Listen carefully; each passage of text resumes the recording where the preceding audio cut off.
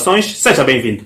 No presente vídeo vamos dar sequência à nossa série de aulas ligadas aos vídeos práticos, ou seja, aquilo que é a consumação das questões teóricas à nossa vida prática, e já que abordamos sobre 2 casos práticos de modo específico aos direitos reais, que foi o nosso primeiro vídeo, e depois sobre direito da família, e sendo certo que ontem não conseguimos lançar vídeos porque tivemos aqui uma live, ou seja, aqui até não, né? Na nossa página do Facebook uma live com o Dr. Walter Nambela, que infelizmente não ocorreu como a gente queria, na medida em que o Dr. Walter teve algumas dificuldades com a internet, mas isso não é problema nenhum. Nós já vamos daqui a pouco colocar à disposição nas nossas redes sociais uma nova data, de modo a que possamos assim finalmente abordar sobre aquele tema que é tão importante, que é inerente à distinção entre ação de conflito laboral e ação de recurso em matéria disciplinar. No entanto, para hoje, nós vamos aqui trazer um caso prático ligado ao direito penal. Portanto, o caso esse que é de vital importância, com certeza, porque já temos aqui muitas aulas em torno daquilo que é o direito penal, começado com a doutora Cleidemira Pereira, e posteriormente eu dei a sequência. E nesta senda, se for novo no canal, eu convido-lhe já a inscrever-se, a deixar o seu gosto, comentário, sugestão ou crítica, ativar o sino, para que possa ser notificado sempre que subirmos vídeos novos, e caso queira, compartilhe o máximo que puder para que mais pessoas possam ter acesso aos nossos conteúdos e dessa maneira também possamos contribuir para a sua cultura jurídica. E se ainda não sabe, eu sou o Jorge Reis e este é o Jusbia.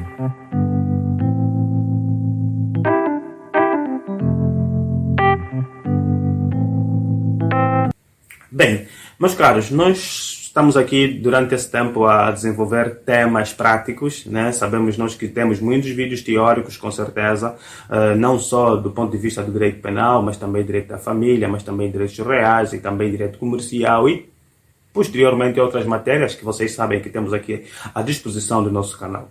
No entanto, nós escolhemos essas 5 disciplinas porque achamos que são as disciplinas mais relevantes até o momento. No entanto, estive aqui a analisar e muito provavelmente nós não teremos um caso prático sobre direito comercial, na medida em que agora ainda não temos matérias suficientes para falarmos sobre um caso prático em direito comercial. Daí é que, possivelmente, numa futura abordagem, eu irei trazer um caso prático sobre direito comercial. No entanto, provavelmente amanhã não teremos videoaulas sobre esta questão, e na terça-feira trarei então, para finalizar essa nossa série de aulas sobre casos práticos, a matéria ligada ao direito processual civil. No entanto, fiquem atentos, nós estamos aqui para trabalhar para si, queremos trazer o melhor conteúdo para si todos os dias. No entanto, sem mais delongas, sem mais enrolações, eu vou então fazer a leitura do caso prático e depois então traremos a proposta de resolução. O caso prático diz o seguinte: no dia 16 de maio de 2021, em Viana, Antônio golpeou com uma arma branca, no caso uma faca, a sua mãe Bela por 17 vezes. Entretanto, Bela foi socorrida pelos vizinhos, que prontamente a levaram ao hospital. Contudo, 2 dias depois, Bela acabou por morrer ou por perder a vida, tendo o hospital diagnosticado como causa da morte o rompimento do fígado por objeto perfuro-cortante, devido aos golpes que lhe foram dados pelo filho. Perfeito. Até aqui temos uma hipótese prática, né? Acontece que, diferente do que tem estado a ser abordado aqui até o momento, olhamos no caso prático de direito da família, em quid iuris, olhamos no caso prático inerente ao direitos reais, também em quid iuris, mas aqui nós temos algumas questões. E essas questões foram colocadas de modo propositado, porque nós queremos também, de alguma forma, olhar para aquilo que são as questões gerais do Código Penal que até o momento foram abordadas. Daí que colocamos essas 4 questões dentro do caso prático para facilitar o enquadramento de algumas matérias que já até o momento foram abordadas cá no canal. Nesse sentido, a primeira questão diz o seguinte: qual será o enquadramento jurídico penal no caso do caso concreto? Mas, claro, olhando aqui para essa análise, e atenção, nós como vamos falar aqui sobre questões, diferente do que acontece com as resoluções em quid iuris, devemos efetivamente olhar aqui para o que realmente nos interessa, aqui é a questão, né? Não obstante existirem aqui alguns elementos que devem ser chamados a atenção, o importante é olharmos para aquilo que nos perguntam, né? E a questão é: qual será o enquadramento jurídico penal deste caso concreto? Primeiramente, nós vamos analisar que temos aqui 2 sujeitos. Por um lado temos o Antônio, né, que aparece na qualidade de agente criminoso, e não obstante a isso é o filho da senhora Bela, não é? No caso, a dona Bela é a vítima. No entanto, teremos aqui dois sujeitos na relação jurídica. Por um lado temos o Antônio, que aparece como agente do crime, e por outro lado temos a dona Bela, que é a vítima. No entanto, qual é o objeto que incide sobre essa relação jurídica, fazendo aqui um enquadramento jurídico penal? É, com certeza, a vida da senhora Bela, porque através desse fato jurídico praticado por Antônio, acabou então por sucumbir a dona Bela, ou seja, acabou por retirar a vida da dona Bela. E isso é que efetivamente nos interessa. Daí está. Para nós podermos fazer um enquadramento jurídico penal relativamente à conduta de Antônio, devemos observar alguns elementos subjetivos do próprio agente e, por outro lado, os elementos objetivos, ou seja, aquilo que a norma diz. Quando nós falamos aqui sobre os pressupostos da punição, os pressupostos do crime, ou então os pressupostos da própria infração, nós verificamos que existem vários pressupostos, desde a ilicitude, desde a culpabilidade, desde a ação, desde a tipicidade, entre outros. No entanto, e o nexo de causalidade também é essencial e é preponderante. O que acontece é que existiu uma conduta, sim, existiu uma conduta, no caso uma ação praticada por Antônio, e Antônio, por sua vez, vamos aqui presumir que tem a capacidade jurídica e, consequentemente, tem aqui a imputabilidade penal. Porque sabemos nós que, em norma, quando alguém tenha seja menor de anos, não poderá a ele ser aplicada uma pena. E presumimos nós que existem esses pressupostos todos enquadrados, existe aqui capacidade jurídica, e existe aqui também, e consequentemente, imputabilidade penal. Há uma ação, sim, e qual é a ação? A ação é que Antônio golpeou a sua mãe com uma arma branca por 17 vezes. Perfeito. No entanto, acontece que a Bela não morreu no momento. Foi levada ao hospital, foi socorrida prontamente. No entanto, envolvidos 2 dias, acabou por sucumbir. O que sucede aqui é que, posteriormente a esta morte, os médicos fizeram o diagnóstico da morte e constataram que, na verdade, o que causou, o que levou à morte foram os vários golpes que foram então desferidos por Antônio à sua mãe. E, no entanto, há aqui um nexo de causalidade e a ação praticada por Antônio é, com certeza, o autor do crime concreto. E aqui há um crime, pois, aí está. Estamos aí a buscar já as questões objetivas, aquilo que a norma diz, porque nós verificamos aqui que, do ponto de vista subjetivo, há uma ação e essa ação é dolosa ou não. Com certeza é dolosa, não é do negligente, porque se Antônio vai desferir 17 vezes os golpes 17 vezes, é porque efetivamente tem aqui uma vontade. O caráter volitivo está enquadrado e, portanto, há aqui esse elemento subjetivo. E estando enquadrado esse elemento subjetivo, nós não vamos aqui qualificar o crime como sendo negligente, mas sim como sendo efetivamente um crime doloso. Vamos olhar aqui para a nossa norma, né, para que nós não possamos estar aqui a inventar coisas, e nós vamos logo perceber, já que abordamos sobre essas questões todas em sede de direito penal, temos aqui o facto punível, ação e omissão.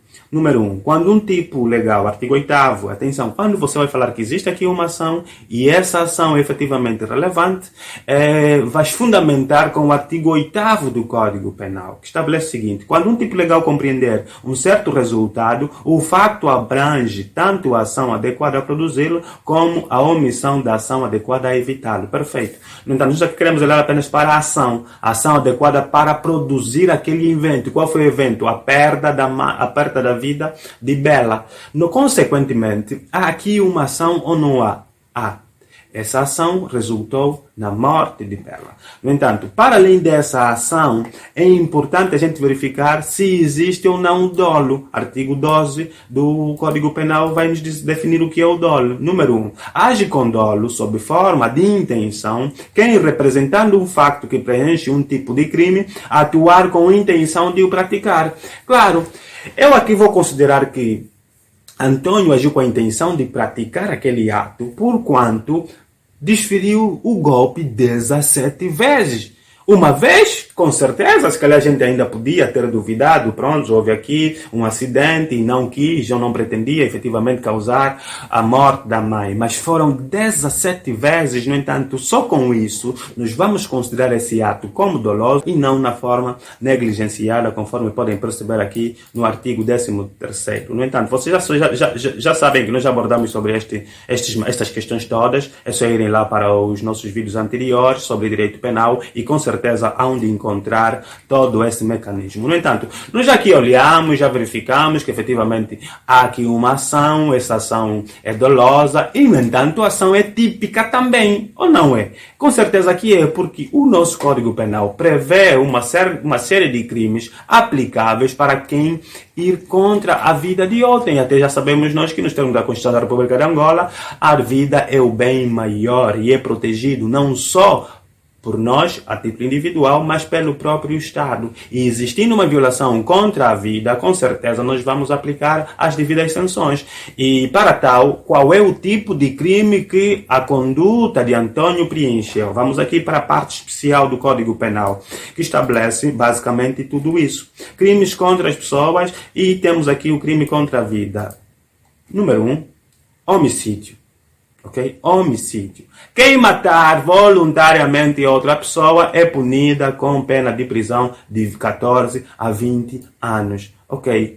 Crime de homicídio é isso. Quem matar outra pessoa é punido com uma pena. Ok? Mas o que se constata aqui nesse caso concreto é que, para além de Antônio ter tirado a vida de Bela, que configura efetivamente no homicídio, é um crime contra a vida, nos termos do artigo 147 e seguintes. Porém, há aqui uma questão qualificadora. Por quê? Porque Antônio é filho de Bela.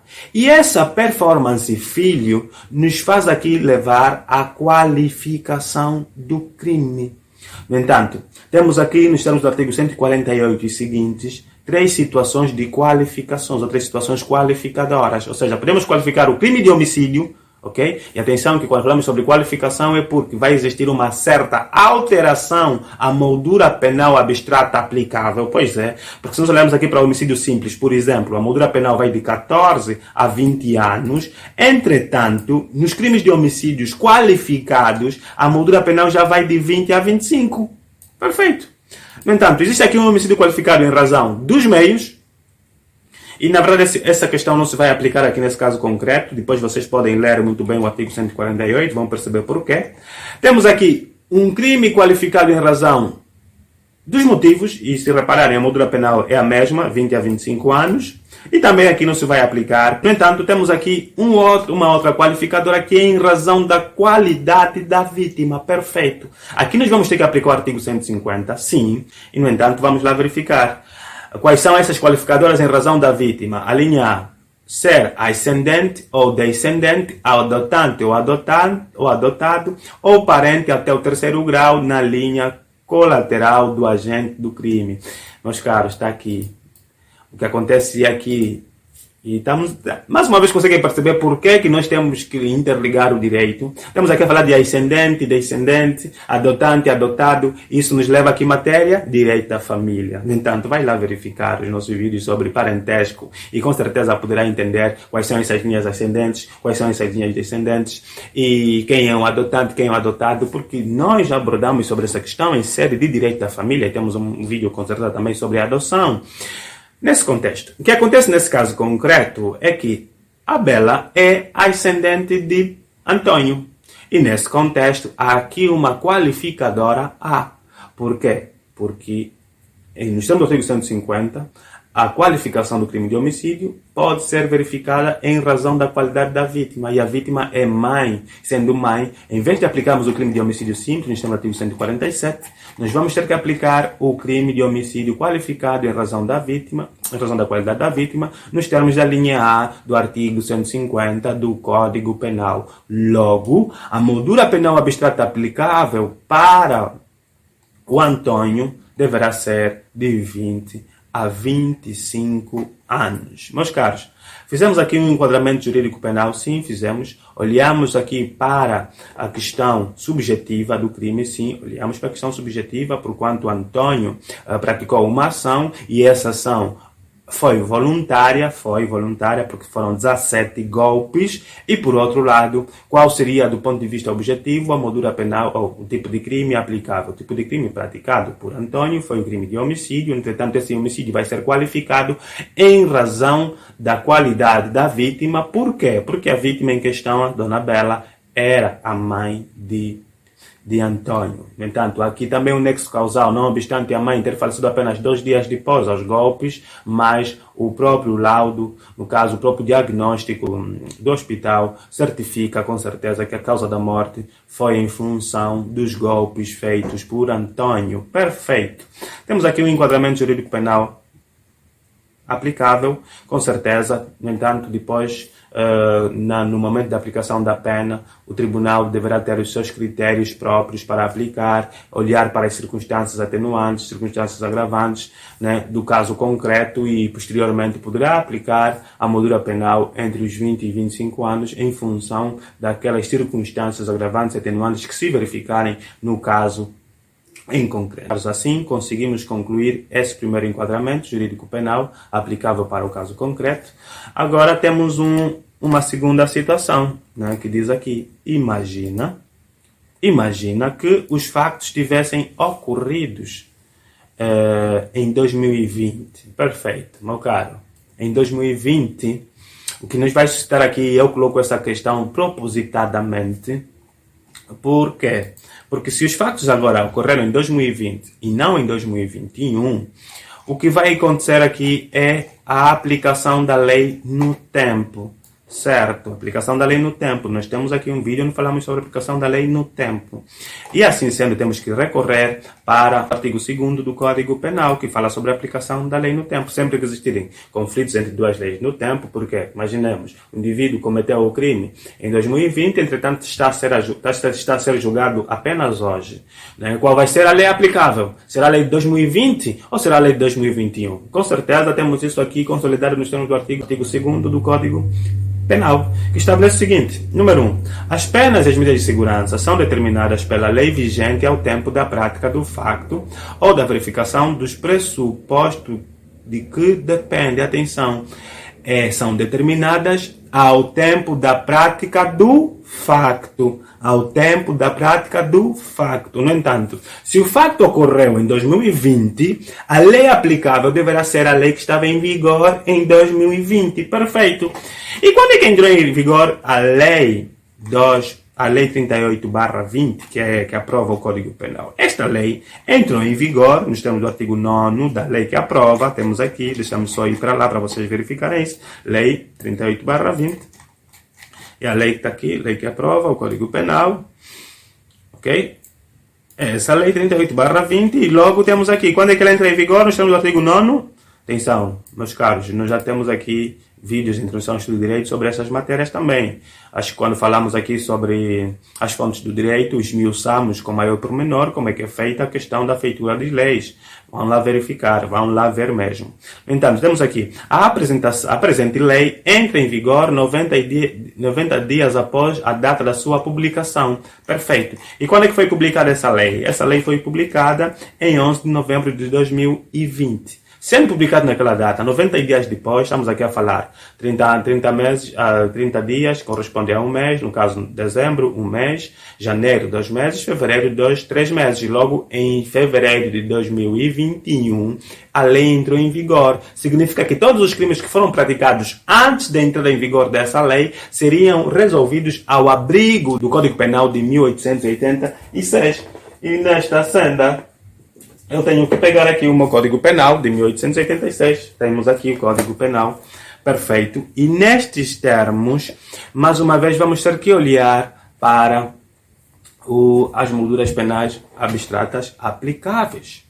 Meu caro, se ele havia cometido um crime de homicídio qualificado, se estivéssemos em 2021, se nos termos da resolução que fizemos anteriormente com base ao Código Penal atual, não é? Estava tudo bem, mas ele cometeu o crime agora em 2020. E para o efeito, devemos olhar para o nosso Código Penal. Todas as questões subjetivas aqui serão as mesmas, com certeza serão as mesmas, porque há efetivamente uma ação, essa ação é dolosa, na medida em que o Antônio tinha efetivamente a intenção de praticar o crime, há um nexo de causalidade entre a sua ação e o resultado causado à vítima, assim, entretanto, o que se coloca aqui é saber qual será o crime aplicado. O crime aplicado, nesse caso concreto, devemos nos socorrer agora para os artigos 349 e seguintes do Código Penal, então vigente, que temos aqui. Dos crimes contra a segurança das pessoas, temos aqui homicídio simples e agravado por envenenamento, no artigo 349, que estabelece o seguinte: homicídio simples. Qualquer pessoa que voluntariamente matar a outra será punida com prisão maior de 16 a 20 anos. Perfeito. Conseguem perceber que só o homicídio simples anteriormente era punível com uma moldura penal inferior à que é hoje. Antigamente eram apenas até 16 anos e hoje já chegamos a 20 anos num crime de homicídio simples. Há efetivamente uma evolução nesses termos. Há, com certeza. No entanto, existe aqui um crime específico também em função da qualidade da vítima. Existe. Nós vamos encontrar aqui, nos termos do artigo 355 do Código Penal, o crime de parricídio. Ou seja, estabelece esse artigo 355. Aquele que matar voluntariamente seu pai ou mãe, legítimos ou naturais, ou qualquer dos seus ascendentes legítimos, será punido como parricida com a pena de prisão maior de 20 e 24 anos de prisão efetiva. Portanto, meus caros, aqui já nós vamos considerar o crime qualificado em razão da qualidade da vítima, conforme estabelecemos no artigo 150, alinhado ao Código Penal vigente, mas sim iremos qualificar o crime em questão de forma objetiva como um crime de parricídio, porquanto a conduta de Antônio configura aqui efetivamente um crime desta natureza, porque matou quem? Matou a sua mãe. No entanto, ele é considerado como um parricida, nos termos do artigo 355 do Código Penal de 1886, então vigente em Angola até 2021. No entanto, meus caros, essa é basicamente uma ideia que vocês têm que ter em conta. E mais, olhando ainda aqui para a aplicação da lei no tempo, né, estabelece o número 2 desse artigo. Sem prejuízo do disposto no número 4, sempre que as disposições penais vigentes no momento da prática do crime forem diferentes das estabelecidas em leis posteriores, aplica-se o regime que concretamente se mostrar mais favorável ao agente. Perfeito. Nós verificamos aqui uma grande diferença das molduras penais aplicáveis, com certeza. Se nós olharmos atualmente, para o crime de homicídio simples, a moldura penal vai de 14 a 20 anos. E, por outro lado, anteriormente, a moldura penal ia de 12 a 16 anos.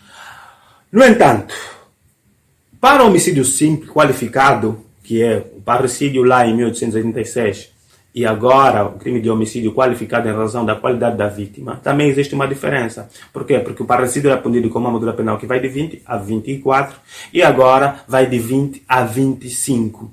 Nestes termos, qual seria a lei mais favorável? Estamos aqui a dizer, se existe essa diferença, então olhamos para que a moldura penal aplicável concretamente seja mais favorável. E nesse caso concreto, a mais favorável qual seria? Seria, com certeza, o Código Penal de 1886. No entanto, vamos ter que, com certeza, olhar simplesmente para aquele código. Porque se, por exemplo, a moldura penal abstrata aplicável fosse atualmente inferior, fosse mais favorável ao arguido, no caso ao Antônio, com certeza nós, em vez de aplicarmos aquela lei, não obstante que estabelece o número 1 do artigo, do artigo 2º do Código Penal, atualmente vigente, teríamos que olhar ou aplicar as normas deste Código Penal então.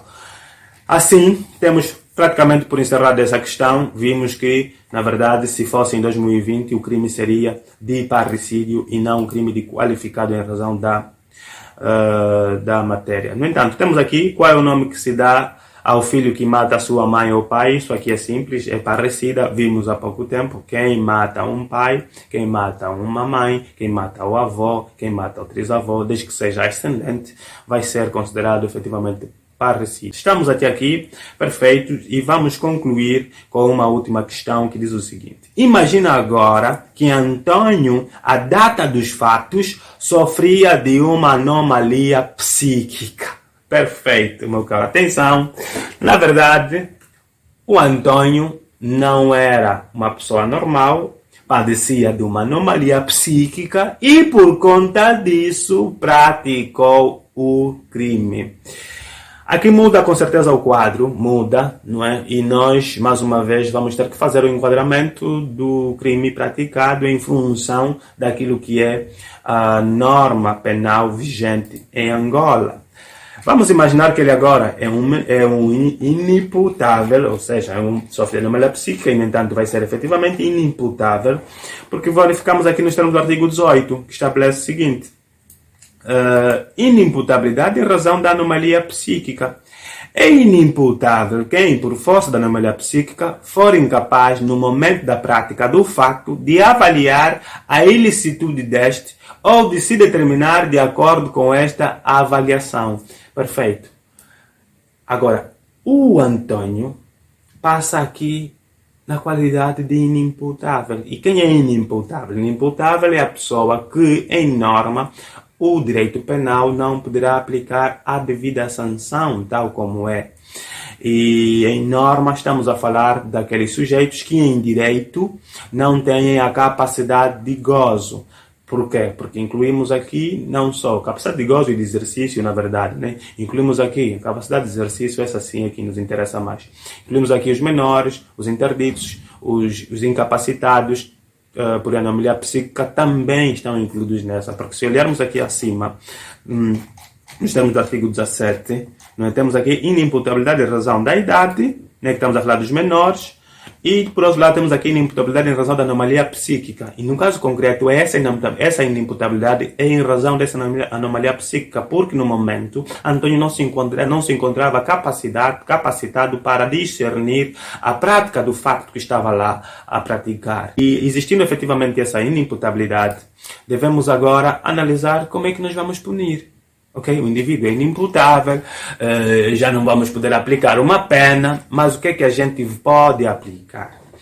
Se olharem aqui, em primeira instância, para o artigo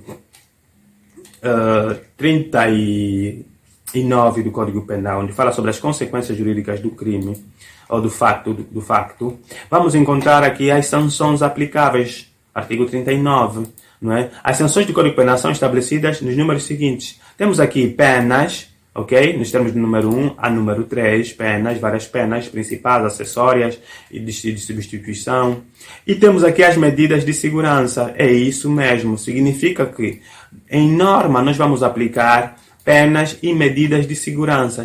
Não obstante aqui, o Antônio seja inimputável por anomalia psíquica, não é? A conduta dele apresenta um certo estado de perigosidade à sociedade, porque se foi capaz de matar a sua mãe, provavelmente, posteriormente, poderá matar qualquer outra pessoa. Então, não podemos aplicar uma pena? Sim, não vamos aplicar uma pena, mas é necessário a gente aplicar uma medida de segurança, de modo a que ele não possa voltar a cometer ou a delinquir, porque se não for, com certeza poderemos perder outras vidas na nossa sociedade. E nesse contexto, temos que agora olhar para a medida de segurança aplicável, certo? Não vamos aplicar uma pena, não vamos aplicar, porém, deveremos ter em conta aqui as medidas de segurança que vêm consagradas a partir do artigo 101 do nosso Código Penal. Perfeito.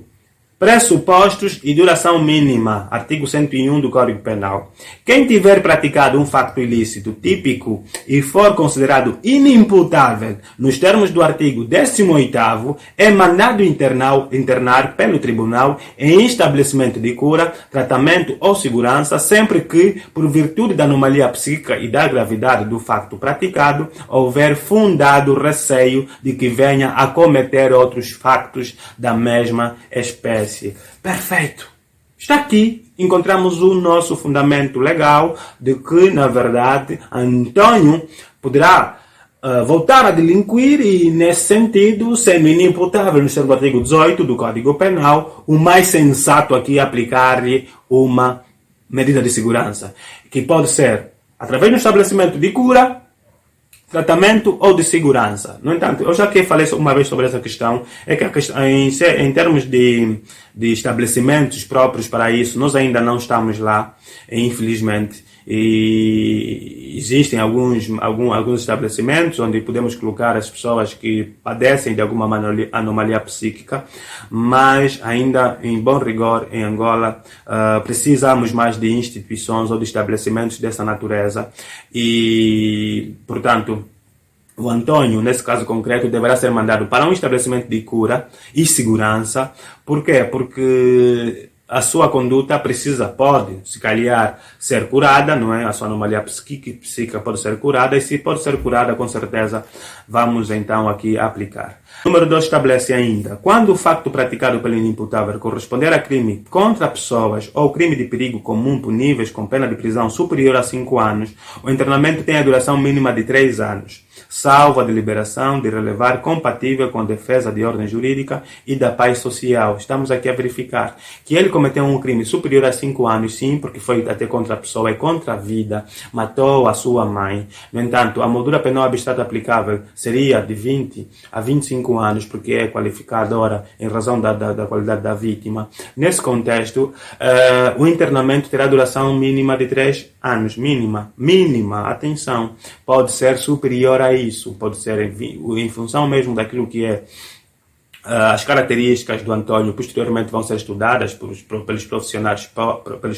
profissionais da área, não é? Então, poderá-se determinar o prazo a ser aplicável para a duração desse internamento. Temos ainda aqui cessação e prorrogação do internamento. Sempre ajuste número 2 do artigo anterior, o internamento finda quando o tribunal verificar que cessou o estado de perigosidade criminal que lhe deu origem. Perfeito. Assim que se verifica que ele está curado, está efetivamente com capacidade normal para retornar à sociedade, então cessa o internamento. Então vai ser punido, mas não com uma moldura penal, porém com uma medida de segurança. Nesse contexto, nós temos aqui, com certeza, concluído o nosso caso prático. Olhamos aqui para essas 4 questões que são efetivamente eficazes e conseguimos, através delas, aplicar o que estudamos ao longo desses dias. No entanto, eu tenho efetivamente dito quanto a essa questão. Eu espero ter sido claro e coerente nessa minha abordagem. E caso não tenha sido, já sabe, não hesite. Sempre que puder, entre em contato através das redes sociais e desde que faça o pagamento nós vamos efetivamente responder, e se preferir pode entrar em contato através daqui dos nossos comentários e nós, de acordo com aquilo que for a nossa capacidade, poderemos respondê-lo. No entanto, a lição que se tira desse caso prático é que muitas vezes nós podemos estar a criar, com certeza, pessoas que nos farão muito mal. Uma mãe bela criou o seu filho durante um tempo, e o filho, num salário de dedos, acabou por tirar-lhe a vida. Por outro lado, há aqui também a situação de que muitas vezes as pessoas, nós advogados principalmente, em determinadas circunstâncias alegamos a anomalia psíquica, conseguem perceber, por conta desse caráter da própria punição ser diferenciada, né? Por um lado, nós, se Antônio fosse uma pessoa normal, seria punida com uma moldura penal que ia entre 20 a 25 anos. Entretanto, sofrendo dessa anomalia psíquica, a moldura penal baixou consideravelmente. Já não vai ser punido com uma pena, mas sim lhe vai ser aplicada uma medida de segurança, e essa medida de segurança tem um prazo mínimo de 3 anos. Significa que se ele em 3 anos recuperar, vai ser recolocado na sociedade normalmente, e foi perdida uma vida. No entanto, são questões muito sensíveis e, efetivamente, nós devemos tirar mas muito exemplo disso. Aplicamos aqui, de modo prático, aquilo que tem sido as nossas questões teóricas, e eu estou efetivamente satisfeito por isso. Vamos, na próxima aula, abordar sobre um caso prático ligado ao direito processual civil. Espero que vocês estejam aí também para nos acompanhar, e assim sendo, dou por concluída a nossa aula. Obrigado pela sua audiência e pelo tempo dispensado. Eu espero por si num próximo vídeo, e como sabe, eu sou o Jorge Reis e este é o Jusbié.